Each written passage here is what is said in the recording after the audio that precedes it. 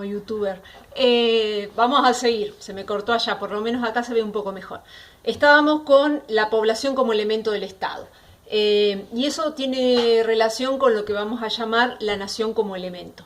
La población ideal que se tenía desde este modelo de Estado, que estaba pensado por unos pocos intelectuales, obviamente, era una población básicamente europea, con rasgos blancos.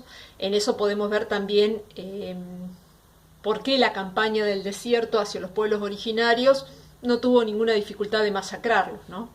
Aunque bueno, después vamos a ver otro periodo de la historia donde también se mata, en la historia argentina, donde también se mata personas más allá de sus características étnicas. Bueno, la migración europea que se planificaba tenía que ver con esas sociedades industrializadas, que vengan personas a habitar el territorio y que tengan esa cultura del trabajo, y esa cultura del trabajo civilizado, ¿sí? De vida en ciudad, con ciertas características. Hay una llegada masiva de inmigrantes impresionante un poquito antes de este periodo también, y en este periodo entran como 2 millones de personas y todas las crisis que eso va a provocar, obviamente.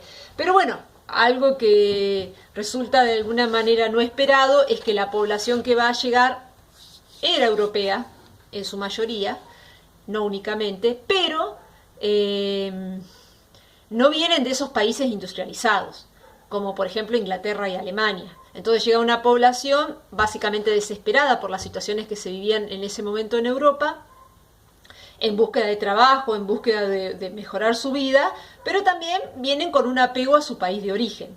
Lo que quiero decir con eso es que en ese sentido tampoco esta población que empieza a llegar, si bien hay muchos que vienen perseguidos políticamente, que formaban parte de un movimiento obrero, de movimientos anarquistas, no se oponen tanto al régimen oligárquico en el sentido del sufragio, de llegar a ocupar cargos a nivel del gobierno, sino de algunas políticas específicas.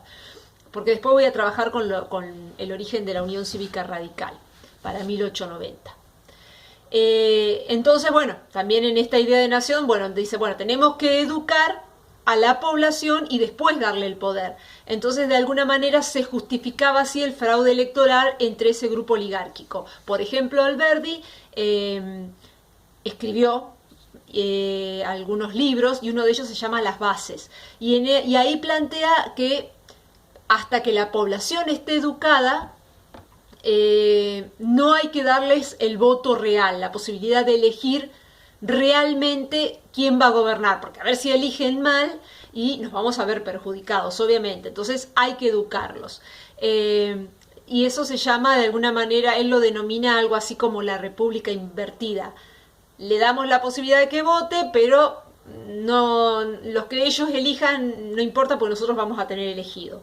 Hay otras cosas interesantes también que dice Alberti, pero bueno, eso es para que ustedes vean cuál era el proyecto de nación. Sarmiento va más allá con ese proyecto, pero tiene que ver con ese ideario, con esas ideas, y termina de darle forma. Él va a ser el principal intelectual que le termina de dar forma a lo que va a ser después la ley 1420, que es la ley de educación común, donde la educación se vuelve pública, gratuita, laica y obligatoria. Y ahí vemos también cómo se fomenta un proyecto de nación. Por eso podemos decir que para 1880 se consolida el Estado, pero que la nación se sigue construyendo. Y en este caso vemos cómo se construye desde el grupo que tiene el poder. La ley 1420 está pensada básicamente para esa gran población que llega y que se necesita que tengan elementos en común. Básico. Todos tienen que hablar el castellano, ¿sí? Por eso se vuelve también obligatoria. Laica, porque muchos de los grupos que llegan también vienen profesando sus propios cultos, por ejemplo, judíos. Entonces, esto podía ser un limitante. Pero también es cierto que dentro del proyecto Nación, si bien la Iglesia Católica cumple un lugar fundamental, de alguna manera no va a ser exclusivo.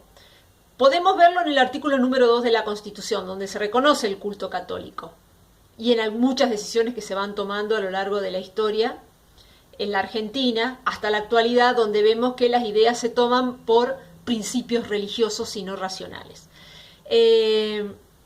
Pero también es cierto que se le quita poder a la Iglesia. Y eso es muy propio del pensamiento liberal que se va a dar en este momento en la Argentina, pero también se está dando a nivel mundial. El liberalismo se está imponiendo de alguna manera, entonces en algunos aspectos se corre a la Iglesia del poder y el Estado con el gobierno se empieza a ocupar otros lugares centrales. Por ejemplo, la creación del registro civil, que es también para esta fecha, para 1884-86 por ahí es, donde, por ejemplo, las personas pueden contraer matrimonio, que es un contrato, con todo eso que implica a nivel económico, no solo político, digamos, una relación reconocida como dentro de un marco legal, sin tener que hacerlo bajo el culto católico. Tenía mucho poder hasta ese momento la Iglesia Católica, inclusive la religión, la educación era religiosa y privada. Las mujeres pueden acceder a la escuela, a la educación básica, que sería la primaria, pero en general, bueno, más que en general, porque son muy pocas las que terminaban y las que llegaban después a la universidad, muy pocas, puedo decir dos o tres mujeres que sobresalían en un grupo tal vez de 100 hombres, porque se las educaba básicamente para que sostengan la vida doméstica. Dentro de la vida privada, la vida doméstica. Dentro de la familia, la parte doméstica. Porque dentro de la vida familiar, a las mujeres se las suele limitar a la parte doméstica. Es decir, el hombre tiene una vida pública y una vida privada. Sí, principios del liberalismo. La vida privada es para poder recrearse, para poder tomar toda esa energía para después salir a ocupar un lugar a nivel público. Pero en la vida privada, por lo menos en este contexto seguro, los hombres no realizaban tareas domésticas, entonces ellos tenían su espacio privado de descanso, su escritorio, pero digamos las mujeres en su ámbito privado no tenían un ámbito privado, porque todo lo que le pertenecía a ella de alguna manera era de la familia. Bueno, es importante de considerar eso. Otro punto a considerar, bueno, surge la cuestión social con mucha fuerza en este periodo por la gran llegada de inmigrantes. Cuando llegan se encuentran que las condiciones dadas dentro de la ciudad no están resueltas para recibir tanta cantidad de personas. Y empiezan los conflictos. Por ejemplo, conflictos a nivel habitacional. Ahí aparecen con fuerza los llamados conventillos. Y en algún momento yo les pedí un trabajo, que lo hicieron también, bueno, no importa, vuelvo siempre a lo mismo, que lo hicieron pocas, sobre algunas epidemias y pandemias que afectaron a la Argentina, como la fiebre amarilla, la gripe española. Bueno, vemos que todo eso también tiene que ver con las situaciones habitacionales y de salubridad, además de los conflictos que se inician al vivir todos hacinados. Hay llegada de personas que tenían experiencia política y también hacen protesta por cuestiones dadas a nivel laboral, habitacional. Entonces las marchas, las protestas, las huelgas empiezan a darse con más frecuencia. Podemos hacer una distinción dentro de lo que se va a considerar el movimiento obrero. El anarquismo, en su forma de actuar, van a la lucha directa, digamos. El primer estandarte en ese momento era la huelga, la acción directa, queremos que se resuelva. El anarquismo no cree en la organización estatal y no cree en los partidos, porque en este modelo liberal, ¿cómo se llega a acceder a cargos del gobierno? Básicamente con la existencia de partidos políticos, donde empieza su competencia en lo que se denomina un juego político y gana el mejor.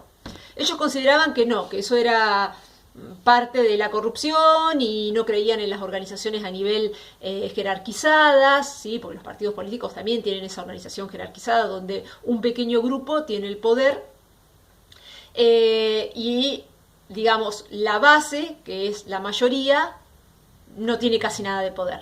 Las decisiones la toman el grupo que está en la punta de la pirámide.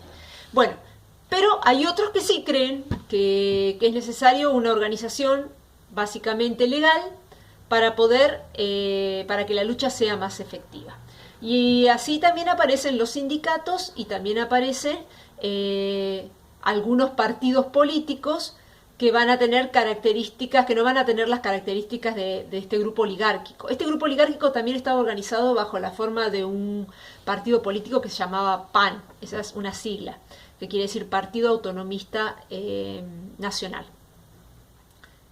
Bueno, Dentro de los partidos que surgen en este periodo, que quieren llegar a ocupar cargos al gobierno y no pueden por el fraude electoral, que son, los miembros pertenecen a otros sectores sociales, por ejemplo, inmigrantes que habían llegado ya hacía un tiempo, que tenían comercio, pequeños terratenientes. Estos grupos básicamente habían logrado el ascenso social a través de estudios universitarios, tenían carreras profesionales. Entonces, no tenían el poder económico de la oligarquía, pero tampoco eran obreros. Es lo que se denomina comúnmente los sectores medios.